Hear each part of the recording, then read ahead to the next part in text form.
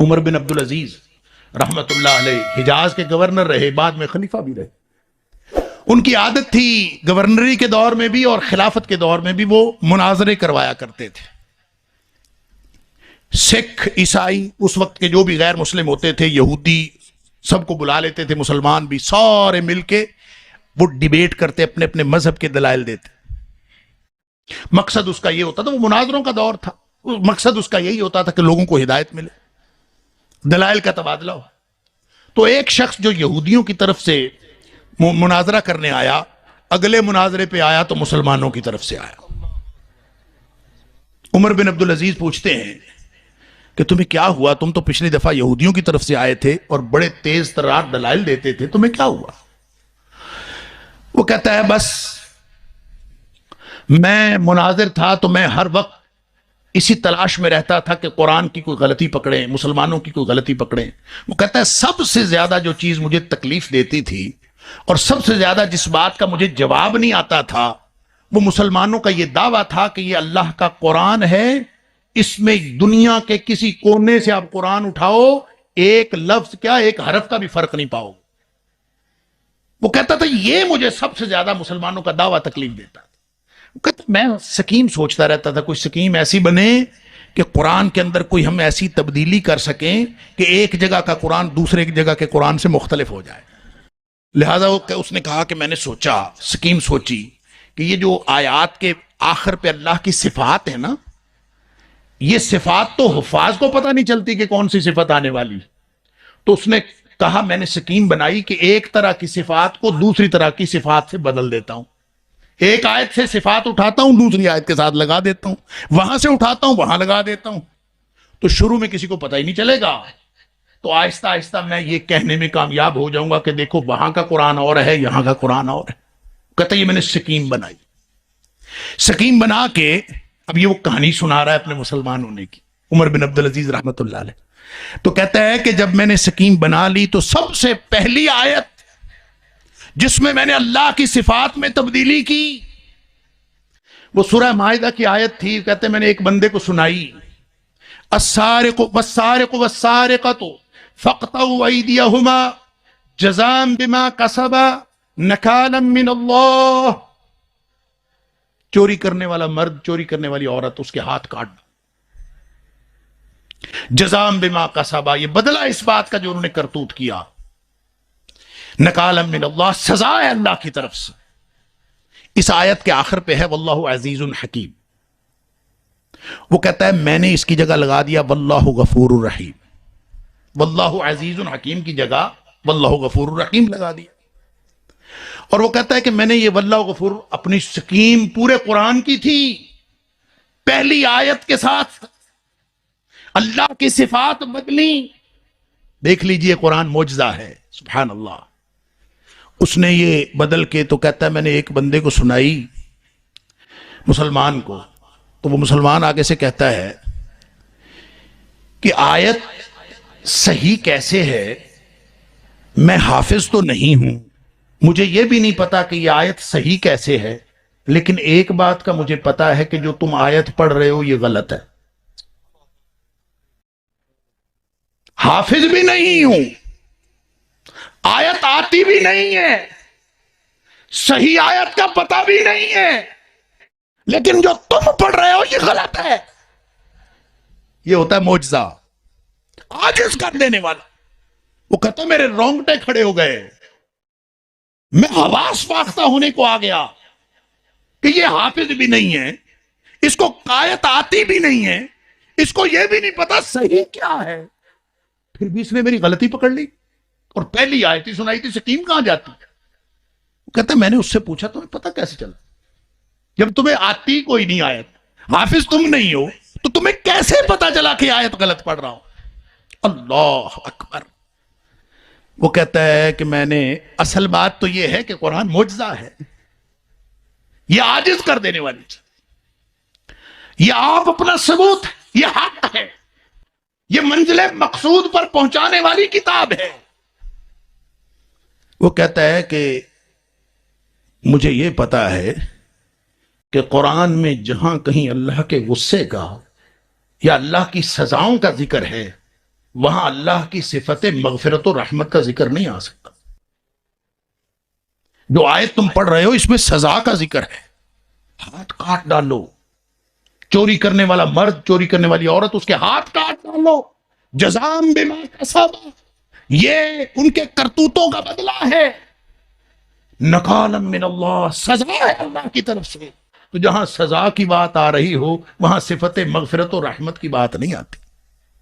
اس لیے واللہ غفور الرحیم یہاں نہیں آتا. کیا آتا ہے یہ مجھے نہیں پتا، لیکن یہاں غفور الرحیم نہیں آتا. یہ قرآن ہے، یہ معجزہ ہے. نبی پاک صلی اللہ علیہ وسلم فرماتے ہیں وَإِنَّمَا كَانَ الَّذِي أُوتِيتُ وَحْيًا أَوْحَاهُ اللَّهُ تَعَالَى إِلَيَّ، مجھے اللہ نے یہ معجزہ دیا، اور معجزہ ہدایت کے لیے ہوتا ہے. لہذا فرمایا مجھے جو معجزہ اللہ نے دیا یہ ساری دنیا سے، سارے نبیوں سے طاقتور معجزہ ہے. فَأَرْجُو مِنَ اللَّهِ، میں اللہ سے امید رکھتا ہوں ان اکون اکثر تابعا یوم القیامہ، قیامت والے دن میری پیروی کرنے والے سب سے زیادہ ہوں. کیوں؟ قرآن کتاب ہدایت ہے، قیامت کے لیے قائم ہے. جو اس سے جڑ گیا وہ ہدایت پا گیا. یہ قرآن سیدھے منزل مقصود پہ لے جاتا ہے. اللہ. لیکن یہ ملتی کیسے ہے؟ یہ ان کو ملتی ہے. یہاں فرمایا اللہ نزل احسن الحدیث کتابا متشابہا مثانی، یہ کتاب ایسی ہے جو باہم ملتی جلتی آیات، بار بار دہرائی جانے والی آیات. اسی قرآن کو سن کر رونگٹے کھڑے ہو جاتے ہیں. کس کے؟ میرے آپ کے تو نہیں ہوتے. فرمایا اس کے لیے بھی ایک شرط ہے. کیا؟ وَتَقْشَعِرُ جُلُودُ الَّذِينَ يَخْشَوْنَ رَبَّهُمْ، جن کے دلوں میں اللہ کا خوف ہوتا ہے ان کے رونگٹے کھڑے ہوتے ہیں. سب کے نہیں ہوتے. یہ دل میں اللہ کے خوف کا پتہ کیا مطلب ہے؟ دیکھو کوئی فکرہ ہوتا ہے نا، کوئی کلام ہوتا ہے، صاحب کلام کا جتنا روب ہو اس کی تاثیر اسی وجہ سے ہوتی، اتنی زیادہ اس کی تاثیر ہوتی. مثلا اگر کوئی شخص کہے پکڑ لو، یہاں آپ میں سے کوئی کھڑا ہو کہے پکڑ لو، اس کی کیا حیثیت ہے؟ کچھ بھی نہیں. اگر یہی بات میں کہوں پکڑ لو، کچھ بھی نہیں. اگر یہی بات علاقے کا تھانے دار کہے پکڑ لو، فرق ہے نا. فکرہ وہی ہے، لیکن تھانے دار کہے گا تو پھر اس کی حیثیت اور ہے. اور اگر یہی بات صوبے کا وزیر اعلیٰ کہہ دے پکڑ لو، اس کی حیثیت اور ہے. اور اگر ملک کا وزیر اعظم کہہ دے پکڑ لو، اہمیت اور بڑھ گئی. لہذا جیسے جیسے صاحب کلام کا روب بڑھتا جائے گا ویسے ویسے کلام کی تاثیر بڑھتی. تقشعر منہ جلود الذین یخشون ربہم. کبھی دل میں سوچو تو صحیح یہ کلام کس کا ہے. کبھی سوچو تو صحیح، کبھی اس کی کبریائی کا احساس تو کرو. جب یہ احساس دل میں خشیت آ جائے گی، اللہ کا رعب دل میں آ جائے گا، ایک ایک فکرہ دل کے اوپر اثر کرے، پھر رونگٹے کھڑے ہوں. لہذا نہ ہمیں کبھی یہ سوچا کس کا کلام ہے، وہ کیسے کہہ رہا ہے، کیوں کہہ رہا ہے، کس کو کہہ رہا ہے. نہ کبھی ہم نے سوچا، نہ دل میں روب پیدا ہوا، نہ کبھی ہمارے رونگٹے کھڑے ہوئے. کبھی یہ سوچ کے دیکھیں، کبھی اللہ کی خشیت دل میں بٹھا کے پھر قرآن سنیں. تقشعر منہ جلود الذین یخشون ربہم چیلنج ہے قرآن کا. جس کے دل میں اللہ کی خشیت ہے اس کے رونگٹے کھڑے ہو جاتے. اللہ کرے کس دن رونگٹے کھڑے ہو گئے نا، بس یہ کلک ہونی ہے، پھر باقی ہدایت کا عمل آٹومیٹک شروع ہو جانا. یہ ایسا کتاب، ایسا قرآن ہے، ایسا معجزہ ہے. ایک دم کلک ہو گئی نا. فرمایا ثم تلین جلودہم وقلوبہم الی ذکر اللہ. پھر سارا کام خود ہی ہو جاتا ہے، دل بھی جھک پڑتے ہیں، جسم بھی جھک پڑتے ہیں اللہ کی یاد کی طرف. بس جس دن یہ کام ہو گیا، ذالک ھدی اللہ یہدی بہ من یشاء، یہی وہ ہدایت ہے اللہ جسے چاہتا ہے عطا کرتا. اللہ کرے ہمیں بھی وہ ہدایت مل جائے. اور یہ منزل مقصود والی ہدایت مانگا کرو. جب ہم کہتے ہیں نا اہدنا الصراط المستقیم، اس یہ ترجمہ نہ کیا کرو ذہن میں کہ اللہ ہمیں سیدھا رستہ دکھایا تو اس نے ہوا ہے. اللہ ہمیں سیدھے رستے پر چلا، اللہ ہمیں سیدھے رستے پر لے جا، اللہ ہمیں سیدھے رستے پر چلاتے ہوئے منزل مقصود پر پہنچا دے. یہ ترجمہ ذہن میں رکھا کرو. اور پھر یہ قرآن کیسے پہنچاتا ہے، بات لمبی ہو گئی، میں صرف 2 حدیثیں عرض کر کے اپنی بات مکمل کرتا ہوں. قرآن منزل مقصود پہ پہنچاتا ہے ماننے والوں کو بھی. یہ قرآن جو ہے نا، نبی کریم صلی اللہ علیہ وسلم نے فرمایا، سن لیجئے مسلمانوں، نبی پاک صلی اللہ علیہ وسلم مجھے اور آپ کو ارشاد فرما رہے ہیں، القرآن حجت لک او علیک.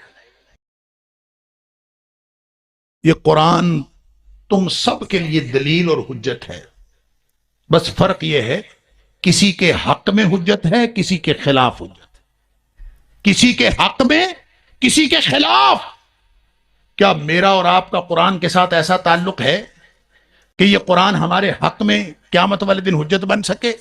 اگر یہ حق میں حجت نہیں ہے تو اس نے خلاف حجت بننا ہے، اور جو حق میں حجت بن گیا اس نے جنت میں پہنچا دینا ہے، جو خلاف حجت بن گیا اس نے جہنم میں پہنچا دینا. اللہ اکبر. تفصیل کا موقع نہیں ہے، تفسیر علماء بیان کرتے رہتے ہیں، میں صرف منزل مقصود کی بات کر دیتا ہوں. کس منزل پہ قرآن پہنچاتا ہے؟ حق ادا کر دیا. 5 حق ہیں قرآن کے: ایمان رکھنا، پڑھنا، سمجھنا، عمل کرنا، آگے پہنچانا. خیرکم من تعلم القرآن وعلمہ، جو پڑھتا اور پڑھاتا ہے، سیکھتا اور سکھاتا ہے، اس سے تو بہتر کائنات میں کوئی انسان ہے ہی نہیں. خیرکم، جو قرآن سے جڑ گیا وہ خیرکم ہو گیا، تم میں سے سب سے بہترین ہو گیا. اللہ اکبر. قرآن بھلا کہاں نازل ہوا ہے؟ قرآن، اس کے ساتھ جڑنے والی ہر چیز عظیم ہوئی ہے. قرآن نبی پاک صلی اللہ علیہ وسلم کے سینہ اطہر پہ، آپ کے قلب اطہر پہ نازل ہوا. علی قلبک لتکون من المنذرین، نبی پاک صلی اللہ علیہ وسلم کے قلب اطہر پہ نازل ہوا. نبی پاک صلی اللہ علیہ وسلم اللہ کے بعد کائنات کی سب سے عظیم ہستی بن گئے. مکہ مکرمہ میں نازل ہوا، کائنات کا بہترین شہر بن گیا. جس رات میں نازل ہوا، کائنات کی بہترین رات بن گئی. جس مہینے میں نازل ہوا، کائنات کا بہترین مہینہ بن گیا. جو فرشتہ لانے والا تھا وہ سارے فرشتوں میں سے افضل ہو گیا. یعنی قرآن کے ساتھ جڑنے کی بات ہے. یہ ایسا پارس کا پتھر ہے جو اس سے جڑ گیا وہ کندن بن گیا. اللہ اکبر. فرمایا، یہ حدیث سنی ہوئی ہے نا، یقال لصاحب القرآن اقرأ وارتقی. صاحب قرآن کو کہا جائے گا، قرآن والے کو، قرآن کے ساتھی کو. ہم اس کا ترجمہ کرتے ہیں حافظ قرآن کو کہا جائے گا. سن لیجئے، صاحب قرآن قرآن کا ساتھی ہوتا ہے. حافظ قرآن بھی صاحب قرآن ہو سکتا ہے، اور غیر حافظ قرآن بھی قرآن کا ساتھی ہو سکتا ہے. فرق صرف اتنا ہے، جس نے زندگی میں قرآن کو ساتھی بنایا، جس نے زندگی میں قرآن کو ساتھی بنایا، قرآن ایسا با وفا ساتھی ہے، پھر یہ اس کو نہیں چھوڑتا. اللہ تعالیٰ نے فرمایا، قیامت والے دن یقال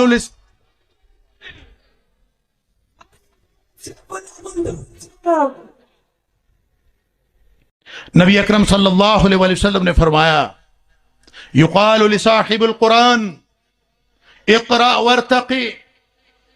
قیامت والے دن جنت میں صاحب قرآن کو کہا جائے گا، قرآن کے ساتھی کو کہا جائے گا، قرآن والے کو کہا جائے گا. تو کیا ہم قرآن والے ہیں؟ کیا قرآن کو ہم نے اپنی زندگی کا ساتھی بنایا ہے؟ جس نے قرآن کو یہاں زندگی کا ساتھی بنا لیا، یہ پھر کسی کو نہیں چھوڑتا.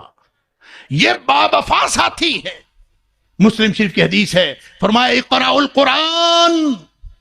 نبی پاک صلی اللہ علیہ وسلم نے صحابہ سے کہا، او صحابیو، قرآن پڑھتے رہا کرو. انہو یاتی یوم القیامت شفیعا لاصحابہ. یہ قیامت کے دن اپنے ساتھیوں کی شفاعت کرتا ہوا آئے گا. کس کی؟ اپنے ساتھیوں کی، صاحب کی.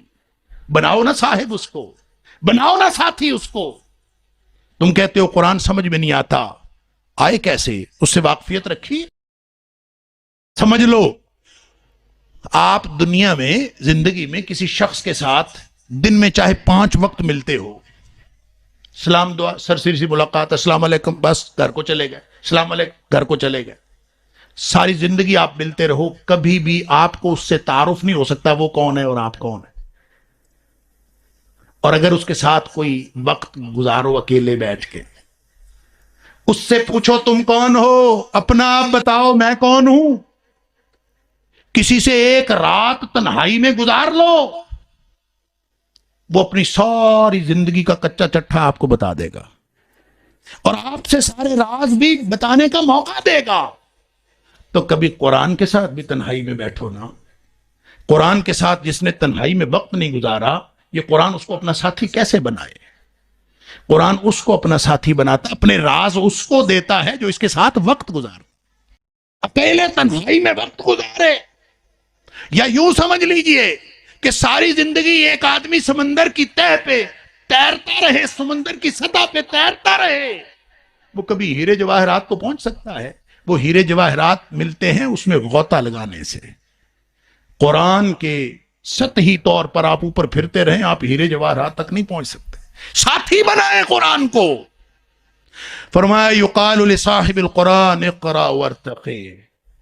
صاحب قرآن کو کہا جائے گا پڑھتا جا اور چڑھتا جا، اور ساتھ فرمایا ٹھہر جا، آہستہ آہستہ پڑھنا. ورتل کما کنت ترتل فی الدنیا، اسی طرح ٹھہر ٹھہر کے پڑھنا جس طرح تو دنیا میں ٹھہر ٹھہر کے پڑھتا تھا. چڑھتا جا، پیدل تھوڑی چڑھنا ہے، وہاں زینے لگے ہوں گے. یہاں الیکٹرک زینے، لفٹیں پتہ کتنی تیز لگی ہوئی ہیں. بڑے بڑے پلازوں کے اندر، بڑی بڑی ملٹی سٹوری بلڈنگز کے اندر دنیا کی لگی ہوئی لفٹیں. میں ایک جگہ گیا، انہوں نے بتایا یہ 1 سیکنڈ میں 4 منزلیں طے کر جاتی ہے. 1 سیکنڈ میں 4 منزلیں. انا للہ و اتنی تیز. اور وہ 44ویں منزل میں ہم نے جانا تھا، اور یوں اس نے دبایا اور یوں ہم باہر نکلے تو سارا شہر نیچے آیا پڑا ہے. ہم حیران ہو گئے. یہ تو دنیا کے زینے ہیں، جنت کے زینوں کی تیزی کا عالم کیا ہوگا؟ وہاں جب ٹھہر ٹھہر کے قرآن پڑھتا جائے گا اور وہ زینے جا رہے ہوں گے، ایک لمحے میں کتنا وہ اس کے کتنے درجے اوپر جا رہا ہوگا. نبی کریم صلی اللہ علیہ وسلم نے فرمایا جنت میں 1 درجے کا فرق پڑ گیا نا، 1 درجے کا، تو نچلے درجے والے اپنے سے اوپر والے درجے کو یوں دیکھیں گے جیسے ہم سورج چاند ستاروں کو دیکھتے ہیں. 1 درجے کا فرق پڑ گیا. تو جب قرآن پڑھنے والا ٹہر ٹہر کے، مٹک مٹک کے، سمجھ کے، لہک لہک کے قرآن پڑھ رہا ہوگا، اور زینے، جنت کے زینے کتنے تیزی سے چڑھ رہے ہوں گے، تو اس کا مقام کتنا بلند ہوگا. اللہ اکبر. اور دوسری طرف جس نے حق نہیں دیا، بس یہ آخری حدیث سن لیجیے، اپنی بات مکمل کرتا ہوں. حق دینے والے کو کہاں مقام ملا؟ اللہ غالباً جنت الفردوس ہی ہوگا. اس لیے کہ نبی کریم صلی اللہ علیہ وسلم نے فرمایا جنت الفردوس سے اونچی کوئی جنت نہیں، اس سے اوپر بس اللہ کا عرش ہے. ساری نہریں بھی اسی سے نکلتی ہیں، لہذا اللہ سے جب مانگنی ہو تو جنت الفردوس مانگ. اللہ اکبر. دوسری طرف بخاری اور مسلم کی لمبی حدیث ہے، میں صرف مختصر کر کے آخری ٹکڑا عرض کر دیتا ہوں. نبی پاک صلی اللہ علیہ وسلم فرماتے ہیں کہ جب جنت جہنم کا یہ ماحول یہ بتاتا ہے حدیث کا کہ جنت جہنم کا فیصلہ ہو چکا ہوگا. نبی پاک صلی اللہ علیہ وسلم فرماتے ہیں میری بہت ساری امت جہنم میں جل رہی ہوگی، میں اللہ کے سامنے سجدے میں گر جاؤں گا. جب تک اللہ چاہے گا میں اللہ کی کبریائی بیان کروں گا، تحمید و تقدیس کروں گا. جب اللہ چاہے گا مجھے، اللہ فرمائے گا کہ اے محمد صلی اللہ علیہ وسلم اپنا سر اٹھاؤ، مانگو کیا مانگتے ہو. میں عرض کروں گا اللہ کے رسول صلی اللہ علیہ وسلم میری امت جہنم میں جل رہی ہے، ان کو نکال کے جنت میں ڈال دے. نبی پاک صلی اللہ علیہ وسلم فرماتے ہیں مجھے اللہ ایک نشانی مقرر کر دے گا، جا اس نشانی کے جتنے لوگ ہیں ان کو جہنم سے نکالو، جنت میں ڈال دو. میں ڈال دوں گا، ابھی بھی میری بہت ساری امت جہنم میں رہ جائے گی، پھر سجدے میں گروں گا، پھر جب تک اللہ چاہے گا میں اسی طرح سے اللہ کی حمد و ثنا بیان کرتا رہوں گا. پھر اللہ فرمائے گا سر اٹھاؤ، مانگو کیا مانگتے ہو، میں پھر عرض کروں گا اللہ کے رسول صلی اللہ علیہ وسلم جہنم سے میری امت کو نکال کر جنت میں ڈال دے، اللہ تعالیٰ کم تر نشانی بیان کر دیں گے، میرٹ لو ہو جائے گا، جا اس نشانی کے بھی جتنے لوگ ہیں نکال کے جنت میں ڈال۔ فرمایا میں ان نشانی کے لوگوں کو بھی جنت میں ڈال دوں گا، میری امت ابھی بھی بہت ساری جہنم میں رہ جائے۔ تیسری دفعہ پھر میں سفارش کروں گا، تیسری دفعہ پھر مجھے اذن ہوگا اللہ کی طرف سے، اور اللہ تعالیٰ میرے لیے اتنی چھوٹی نشانی بیان کر دیں گے، مقرر کر دیں گے کہ مجھے لگے گا کہ اب تو میں ساری امت کو نکال لوں گا۔ لیکن فرمایا کہ جب میں اس نشانی کے لوگوں کو بھی نکال لوں گا تو میری امت ابھی بھی جہنم میں رہ جائے گی۔ اللہ، 3 دفعہ نبی کریم صلی اللہ علیہ وسلم کی شفاعت کے بعد بھی فرمایا یہ بھلا کون رہیں گے؟ فرمایا ما باقیہ، اب کوئی نہیں بچے گا الا من قد حبسہ القرآن، اب وہ بچیں گے جن کو قرآن روک لے گا کہ یہ میرے مجرم ہیں، اے حبیب صلی اللہ علیہ وسلم آپ کی شفاعت بھی ان کو فائدہ نہیں دے سکتی۔